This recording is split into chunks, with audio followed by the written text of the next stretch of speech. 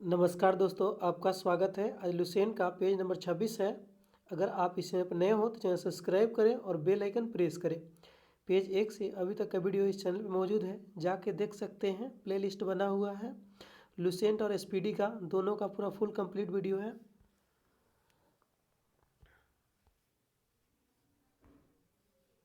First question, Telugu कवि श्रीनाथ कुछ दिनों तक देवराय द्वितीय के दरबार में रहे थे। मतलब जो श्रीनाथ जो है किनके दरबार में रहते थे? तेलुगु कवि श्रीनाथ किनके दरबार में रहते थे कुछ दिनों तक? देवराय द्वितीय के दरबार में।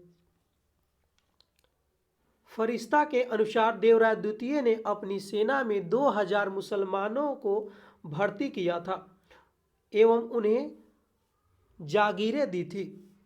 पूछा जाएगा क्वेश्चन, फरिश्ता के अनुसार किस राजा ने अपनी सेना में 2000 मुसलमानों को भर्ती किया था और उन्हें जागीरें दी थी?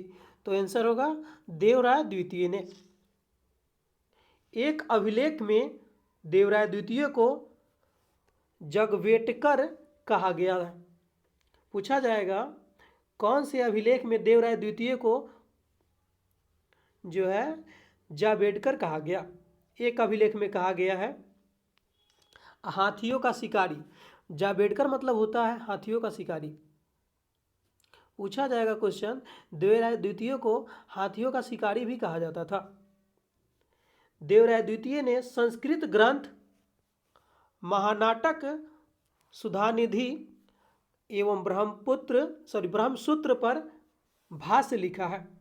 पूछा जाएगा क्वेश्चन, किसने जो है संस्कृत ग्रंथ महानाटक सुधानिधि एवं ब्रह्मसूत्र लिखा है? देवराय द्वितीय ने। मल्लिकार्जुन को प्रौढ़ देवराय भी कहा जाता है। पूछा जाएगा क्वेश्चन, प्रौढ़ देवराय किसको कहा जाता है? मल्लिकार्जुन को।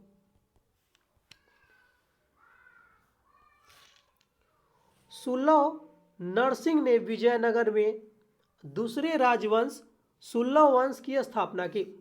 सुल्लव वंश की स्थापना 1485 से 1506 ईस्वी तक रहा। मतलब कह सकते हैं सुल्लव वंश का शासनकाल कितना तक रहा? कितना से कितना तक? 1485 से 1506 तक। सुल्लव वंश का स्थापना किसने किया? नरसिंह ने किया। सुल्लव नरसिंह ने सुल्लव वंश का स्थापना किया। सुल्लव वंश के बाद विजयनगर पर तुल्लव वंश का शासन स्थापित हुआ। पूछा जाएगा क्वेश्चन, सुल्लव वंश के बाद जो है विजयनगर पर किस वंश का शासन हुआ? तुल्लु वंश। तुल्लु वंश जो है शासनकाल 1505 से 1565 ईस्वी तक है। तुल्लु वंश की स्थापना वीर नरसिंह ने की थी। पूछा जाएगा क्वेश्चन, तुल्लु वंश का स्थापना किसने किया? वीर नरसिंह ने। तुल्लु वंश का महान शासक कृष्णदेवराय था। पूछा जाएगा क्वेश्चन, तुल्लु वंश का महान शासक कौन था? कृष्णदेवराय था। वह 8 अगस्त 1509 ईस्वी को शासक बना। सुल्लु तिम्मा कृष्णदेवराय का योग्य मंत्री एवं सेनापति था। पूछा जाएगा क्वेश्चन, कृष्णदेवराय का योग्य सेनापति और मंत्री कौन था? सालू तिम्मा। उसका नाम क्या है? सालू तिम्मा। बाबर ने अपनी आत्मकथा बाबरनामा में कृष्णदेवराय को भारत का सर्वाधिक शक्तिशाली शासक बताया है। पूछा जाएगा क्वेश्चन, बाबर ने जो है अपनी आत्मकथा में बाबरनामा में किस शासक को जो है भारत का सर्वाधिक शक्तिशाली शासक बतलाया है? कृष्णदेवराय को।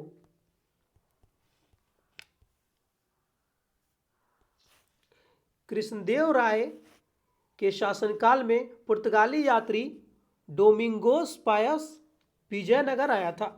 पूछा जाएगा क्वेश्चन यहां से दोस्तों, पुर्तगाली यात्री डोमिंगोस पायस किसके शासनकाल में आया था? कृष्णदेवराय के दरबार में तेलुगु साहित्य के 8 सर्वश्रेष्ठ कवि रहते थे, जिन्हें अष्ट दिग्गज कहा जाता था। पूछा जाएगा क्वेश्चन, कृष्णदेव राय के दरबार में तेलुगु साहित्य के कितने सर्वश्रेष्ठ कवि रहते थे? 8, जिन्हें क्या कहा जाता था? अष्ट दिग्गज। उसके शासनकाल को तेलुगु साहित्य का क्लासिक युग कहा जाता है। पूछा जाएगा क्वेश्चन, तेलुगु साहित्य का क्लासिक युग किसके शासनकाल को कहते हैं? कृष्णदेव राय के शासनकाल को। कृष्णदेव राय ने तेलुगु में अमूर्त मालयाद एवं संस्कृत में जाम्बलवती कल्याणम की रचना की है। पूछा जाएगा यहाँ से क्वेश्चन दोस्तों, अमूर्त मालयाद एवं संस्कृत में जो है जाम्बवती कल्याणम की रचना किसने की है? कृष्णदेव राय ने। पांडुरंग महासत्यम की रचना तेलानी रामकृष्णा ने की है। पांडुरंग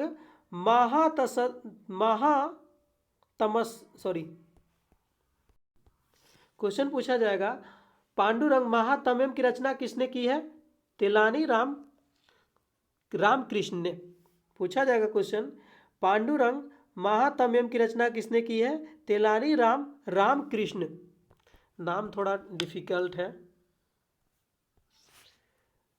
नांगलपुर नामक नए नगर हजारा एवं बिठट स्वामी मंदिर का निर्माण कृष्णदेव राय ने करवाया था।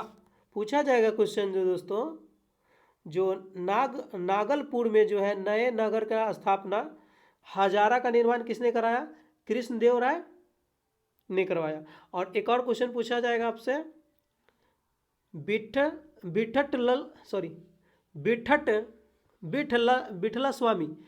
स्वामी का मंदिर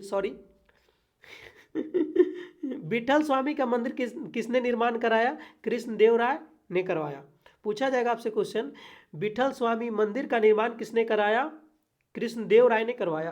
कृष्णदेव राय की मृत्यु 1529 ईस्वी में हो गई।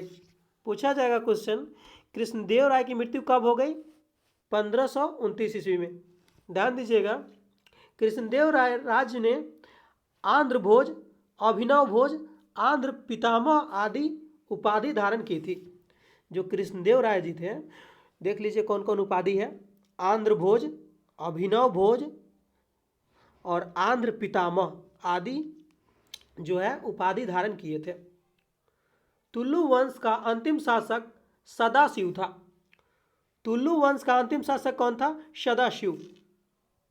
राक्षसी तंगड़ी या तालिकोटा या बनीहट्टी का युद्ध जो है 23 जनवरी 1565 ईस्वी में हुआ।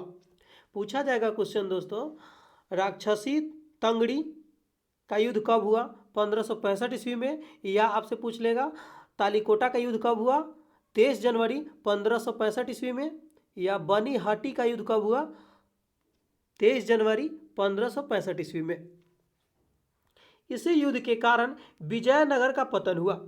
पूछा जाएगा दोस्तों क्वेश्चन, किस युद्ध के कारण जो है विजयनगर का पतन हो गया? राक्षसी तंगड़ी कह सकते हैं, या तालिकोटा के युद्ध के चलते, या बनीहट्टी युद्ध के चलते कह सकते हैं। जो ऑप्शन रहे वही लगाएंगे। विजयनगर के विरुद्ध बने दक्षिण राज्यों के संघ में शामिल था। देख लीजिए कौन कौन शामिल था। विजयनगर के विरुद्ध में जो है दक्षिण राज्यों के संघ में कौन शामिल था? बीजापुर, अहमदनगर, गोलकुंडा, बीदर। संयुक्त मोर्चे का नेतृत्व अली आदिल शाह कर रहा था। अब पूछा जाएगा क्वेश्चन यहाँ से दोस्तों, बीजापुर, अहमदनगर, गोलकुंडा, बीदर क्या संयुक्त मोर्चे का नेतृत्व कौन कर रहा था? अली आदिल शाह। तालिकोटा के युद्ध में विजयनगर का नेतृत्व राम राय कर रहा था।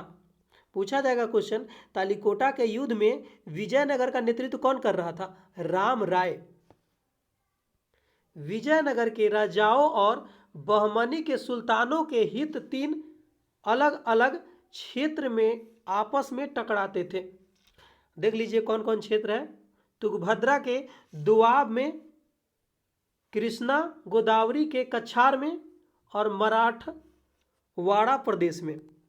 आप देख लीजिए, ध्यान दीजिएगा यहाँ विजयनगर के राजाओं और बहमनी के सुल्तानों के हित तीन अलग अलग क्षेत्र जो है आपस में टकराते थे। तुंगभद्रा के दोआब जो टकराते थे दोआब में, और कृष्णा गोदावरी के कछार में टकराते थे, और मराठवाड़ा प्रदेश में टकराते थे।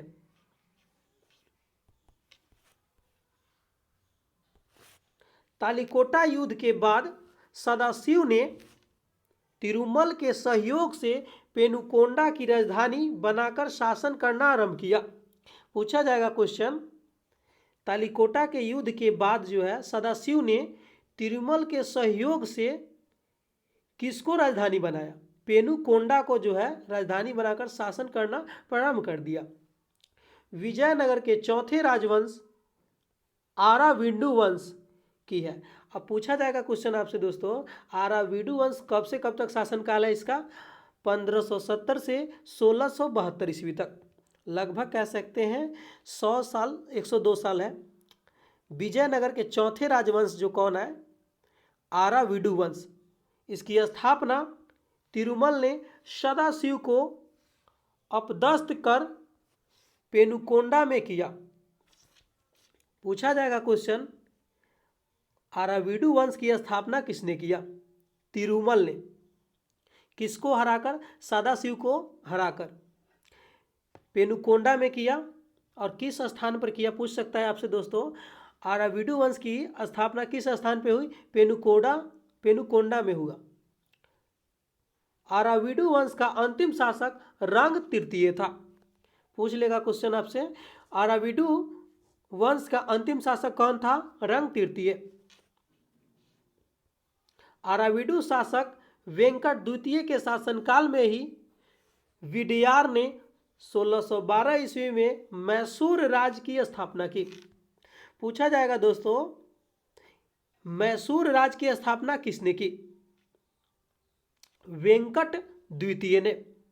पूछेगा आपसे क्वेश्चन, मैसूर राज्य की स्थापना किसने की? वेंकट द्वितीय ने।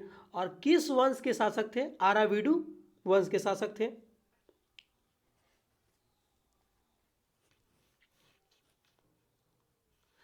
आपसे यह भी क्वेश्चन पूछ सकता है दोस्तों, आराविडु शासक वेंकट द्वितीय के शासनकाल में वाडियार ने कब मैसूर राज्य की स्थापना की? 1612 ईस्वी में।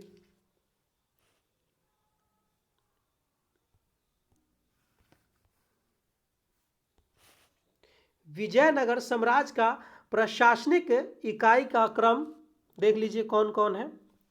इस प्रकार था, पहले प्रांत होता था, इसे मंडल भी कहते थे। उसके बाद कोट्टम या वलनाडु बोलते थे, जिसको जिला बोलते थे। उसके बाद नाडु, मेला ग्राम जो 50 ग्राम का समूह था, और उर बोला जाता था ग्राम को। ध्यान दीजिएगा यहाँ पे, यह सीक्वेंस में आपको सजाने के लिए दे देता है दरोगा वाला क्वेश्चन में, जो बिहार पुलिस में पूछा जाता है। जैसे पूछ लेगा आपसे, विजयनगर साम्राज्य की प्रशासनिक इकाई का क्रम बताइए। तो पहले याद रखिएगा प्रांत, उसके बाद कोट्टम, उसके बाद वलनाडु, उसके बाद नाडु, उसके बाद उर। प्रांत, कोट्टम, वलनाडु, उसके बाद नाडु, उसके बाद उर। ध्यान दीजिएगा। विजयनगर कालीन सेना नायकों को नायक कहा जाता था। ये नायक वस्तुतः भूषामंत थे, जिन्हें राजा वेतन के बदले अथवा उनकी अधीनस्थ सेना के रख रखाव के लिए विशेष भूखंड दे देता था, जो अमरमु होता है दोस्तों, अमरमु कहलाता था। मतलब अमरमु क्या है, फिर से देखिएगा दोस्तों। जो विजयनगर कालीन सेना नायकों को जो है नायक कहा जाता था, ये नायक वस्तुतः भूषामंत थे, जिन्हें राजा वेतन के बदले जो है, मतलब जो ये अमरमु जो दिया जाता था, मतलब जो राजा के नीचे होता था, वो वेतन के बदले क्या देता था? जमीन देता था, एक प्रकार का भूखंड दे देता था, उसी से उसका जीवन यापन चलता था। अयंगर व्यवस्था, अयंगर व्यवस्था क्या है देख लीजिए। प्रशासन को सुचारू रूप से संचालित करने के लिए प्रत्येक ग्राम को एक स्वतंत्र इकाई के रूप में संगठित किया गया था। इस संगठित ग्रामीण इकाइयों पर शासन हेतु 12 प्रशासनिक अधिकारी नियुक्त की जाती थी, जिनको अयंगर कहा जाता था। पूछ लेगा आपसे क्वेश्चन दोस्तों, अयंगर क्या है? प्रशासन की सुचारू रूप से संचालित करने के लिए प्रत्येक ग्राम को एक स्वतंत्र इकाई के रूप में संगठित किया गया था। इन संगठित ग्रामीण इकाइयों पर शासन हेतु 12 प्रशासकीय अधिकारियों को नियुक्त की जाती थी, जिनको अयंगर कहा जाता था। सामूहिक रूप से अयंगर कहा जाता था, मतलब उसी को अयंगर कहा जाता था। ये अवैतनिक होते थे, मतलब क्या होते थे? अवैतनिक। इनकी सेवाओं के बदले सरकार इन्हें पूर्णतः लगान मुक्त एवं जो लगान देते थे, जो सेवाओं के बदले है जो दोस्तों, सेवाओं के बदले सरकार इन्हें लगान मुक्त एवं कर मुक्त भूमि प्रदान करती थी। मतलब सरकार इनको फ्री में ज़मीन देती थी, मतलब उससे कर नहीं लेती थी उस ज़मीन पर, और इसका पद अनुवांशिक होता था। इसका पद कैसा होता था? अनुवांशिक, मतलब बेटा, राजा का बेटा होता है, उसी प्रकार होता था। वह इस पद का जो है, वह इस पद को बेच भी सकता या गिरवी भी रख सकता था। मतलब उस जमीन जो देता था, जो कर मुक्त भूमि देता था, वह इस पद को क्या करता था? बेच भी सकता था, गिरवी भी रख सकता था।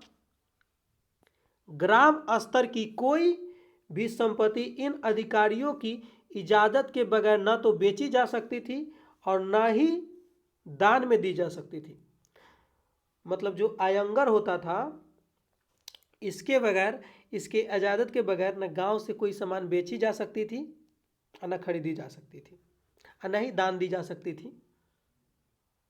मतलब ज़मीन के मामले में है दोस्तों। यहाँ पे ध्यान दीजिएगा, विजयनगर आने वाला प्रमुख विदेशी यात्री कौन कौन है? देखिएगा, यात्री देश और काल है और शासक है। निकोलो कोंटी किस देश का था? इटली का था। भारत में कब आया? मतलब विजयनगर में 1420 ईस्वी में। किसके शासनकाल में? देवराय प्रथम के शासनकाल में। निकोलो जो था, निकोलो कोंटी इटली देश का था, 1420 में आया, और किसके शासनकाल में? देवराय प्रथम के काल में। अब्दुल रजाक, ये फारस देश का था, ये 1442 ईस्वी में आया, देवराय द्वितीय के शासनकाल में। अब्दुल रजाक कब आया? 1442 ईस्वी में, देवराय द्वितीय के शासनकाल में। और किस देश का था? फारस। नूनिज, जो नूनिज जो था, यह पुर्तगाली था, 1535 में आया, अच्युत राय के दरबार में। पूछ लेगा आपसे क्वेश्चन, जो नूनिज था किसके दरबार में आया था? अच्युत राय के शासनकाल में। यह पुर्तगाली था और 1535 ईस्वी में आया था। डोमिंग पायस जो पुर्तगाल का था, 1515 में आया था, कृष्णदेव राय के समय। पूछ लेगा आपसे क्वेश्चन दोस्तों, डोमिंग पायस किसके शासनकाल में आया? कृष्णदेव राय के शासनकाल में। कब? 1515 में। और किस देश का था डोमिंग पायस? पुर्तगाल का। बारबोसा यह पुर्तगाल का था, 1515 से 16 ईस्वी में आया, कृष्णदेव राय के शासनकाल में। बारबोसा किसके शासनकाल में आया? पुर्तगाल के शासनकाल में, 1515 से 16 ईस्वी में आया। जो बारबोसा था किसके शासनकाल में आया? कृष्णदेव राय के शासनकाल में। किस देश का था? पुर्तगाल का। कब आया? 1515 से 16 ईस्वी में आया।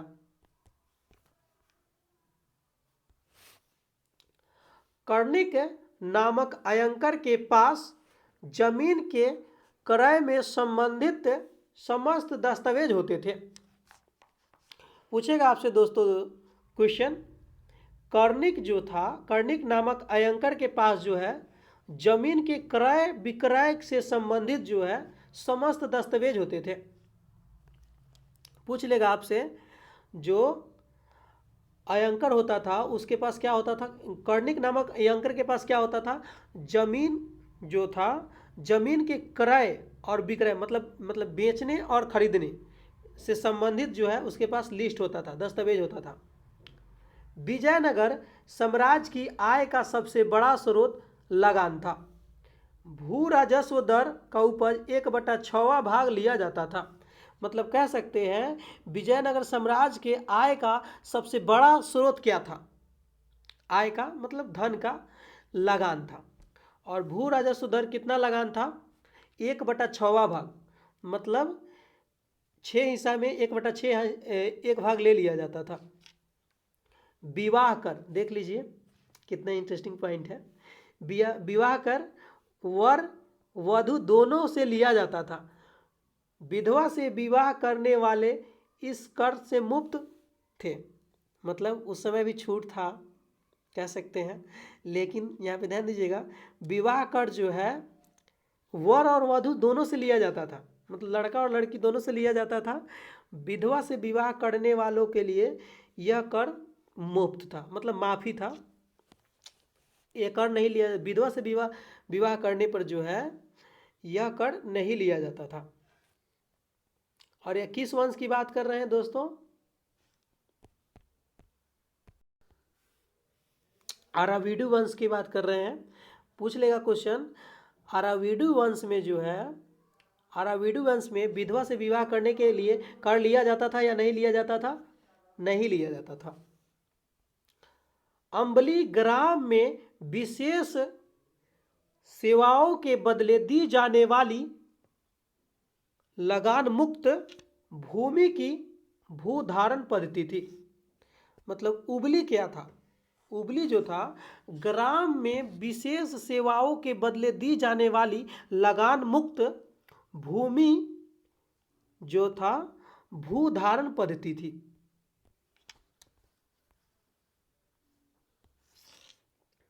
रक्त कोरोंगे, रक्त कोड़गे, युद्ध के शौर्य का प्रदर्शन करने वाले मृत लोगों के परिवार को दी जाने वाली भूमि कहा जाता था। मतलब कह सकते हैं युद्ध के शौर्य का प्रदर्शन करने वाले मृत के लोगों को, मतलब युद्ध में जो मारा जाता था उनके परिवार को जो है भूमि दी जाती थी, उसको क्या कहते थे, रक्त कोड़गे। कुटगी, कुटगी क्या है, कुटगी ब्राह्मण मंदिर या बड़े भूस्वामी जो स्वयं कृषि नहीं करते थे, किसानों को पट्टे पर भूमि देते थे, ऐसी भूमि को कुटगी कहा जाता था। मतलब कह सकते हैं आज आप बिहार से होंगे तो समझते होंगे, जैसे बिहार में हुंडा होता है, बटैया होता है टाइप का, उसी टाइप का उस समय भी प्रधान था। जो कटगी था ब्राह्मण मंदिर या बड़े भूस्वामी जो स्वयं जो है कृषि नहीं करते थे, मतलब किसी को दे देते थे, जैसे लीज पे हो गया, उसी प्रकार लीज पे दे देने वाला काम होता था, यह कुटगी कहलाता था। किसानों को पट्टे पर भूमि देते थे, ऐसी ही जो है भूमि को कुटगी कहा जाता था। वे कृषक मजदूर जो भूमि के क्रय विक्रय के साथ ही हस्तांतरित हो जाते थे उसे कुदी कहलाते थे। मतलब वे कृषक मजदूर जो थे जो भूमि के क्रय विक्रय के साथ ही हस्तांतरित हो जाते थे उसे बोलते थे कुदी।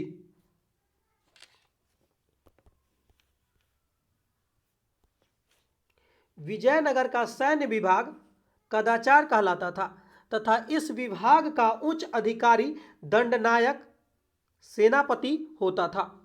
टकसाल विभाग को जोड़ीखाना कहा जाता था। पूछ लेगा आपसे दोस्तों क्वेश्चन, टकसाल विभाग को क्या कहा जाता था, जोड़ीखाना। और एक और क्वेश्चन, विजयनगर का सैन्य विभाग क्या कहलाता था, कदाचार कहलाता था। और इस विभाग के उच्च अधिकारी को क्या कहते थे, दंडनायक या सेनापति कहते थे। चेटियों की तरह व्यापार में निपुण दस्तकार वर्ग के लोगों को वीर पंजाल कहा जाता था।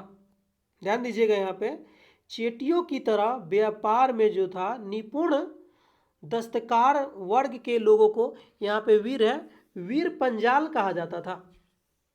उत्तर भारत से दक्षिण भारत में आकर बसे लोगों को बड़वा, बड़वा है दोस्तों, बड़वा नहीं है, बड़वा कहा जाता था। ध्यान दीजिएगा, उत्तर भारत से दक्षिण भारत में आकर बसे लोगों को जो है बरवा, बरवा कहा जाता था।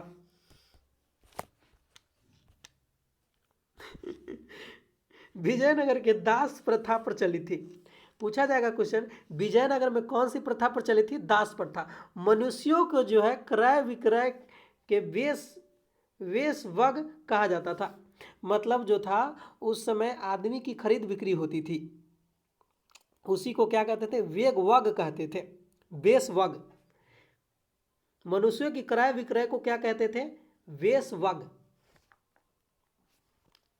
मंदिर में रहने वाली स्त्रियों को देवदासी कहा जाता था। इसको आजीविका के लिए भूमि या नियमित वेतन दिया जाता था। पूछ लेगा आपसे क्वेश्चन दोस्तों, मंदिर में रहने वाली स्त्रियों को क्या कहा जाता था? देवदासी। और इसके आजीविका के लिए क्या किया जाता था? भूमि या नियमित वेतन दिया जाता था। और किसके द्वारा दिया जाता था? यह राजा देता था। विजयनगर, नोट यहाँ पे ध्यान दीजिएगा, विजयनगर की मुद्रा पेंगोडा या बहमनी राज की मुद्रा हून थी। पूछ लेगा क्वेश्चन, विजयनगर की मुद्रा का नाम क्या था? पैगोडा, तथा बहमनी राज की मुद्रा का नाम हून था। बहमनी राज का मुद्रा का नाम क्या था? हून। अगला पॉइंट है बहमनी राज्य। बहमनी राज्य मोहम्मद बिन तुगलक के शासनकाल में 1347 ईस्वी में हसन गंगू ने बहमनी राज्य की स्थापना की। पूछ लेगा क्वेश्चन, जो है बहमनी राज्य की स्थापना किसने की? हसन गंगू ने। कब किया? 1347 ईस्वी में। बहमनी राज्य की स्थापना कब हुआ? 1347 ईस्वी में। वह अलाउद्दीन हसन बहमन शाह के नाम पर सिंहासन पर बैठा था और गुलबर्गा को अपनी राजधानी बनाया। इसकी राजभाषा मराठी थी।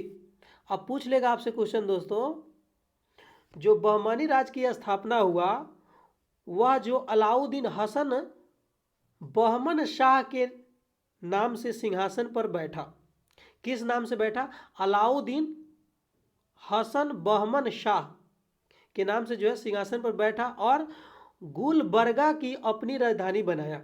पूछ लेगा आपसे, बहमनी राज्य की राजधानी कहाँ थी? तो कह सकते हैं आप गुलबर्गा। और इसकी भाषा क्या थी? मराठी। मतलब पूछेगा आपसे क्वेश्चन, बहमनी राज्य की राजभाषा क्या थी? मराठी। इसने अपने साम्राज्य को 4 प्रांतों में गुलबर्गा, दौलताबाद और वरार एवं बीदर में बांटा। पूछेगा आपसे क्वेश्चन, जो बहमनी जो है बहमनी साम्राज्य को कितने भागों में बांटा है? 4 भागों में। गुलबर्गा, दौलताबाद, बरार एवं बदीर, सॉरी बीदर, बरार नहीं, फिर से देख लीजिएगा। बहमनी साम्राज्य को 4 भागों में बांटा गया, गुलबर्गा, दौलताबाद, बरार यहाँ पे लिखा हुआ है, एवं बीदर। इसकी मृत्यु 11 फरवरी 1358 को हो गई। अगर आपसे पूछा जाएगा क्वेश्चन, अलाउद्दीन हसन बहमन शाह की मृत्यु कब हो गई? 11 फरवरी 1358 को। मतलब कह सकते हैं, ये भी क्वेश्चन पूछ सकता है, हसन गंगू की जो है मृत्यु कब हो गई? 11 फरवरी 1358 को। रियल नाम तो हसन गंगू ही था।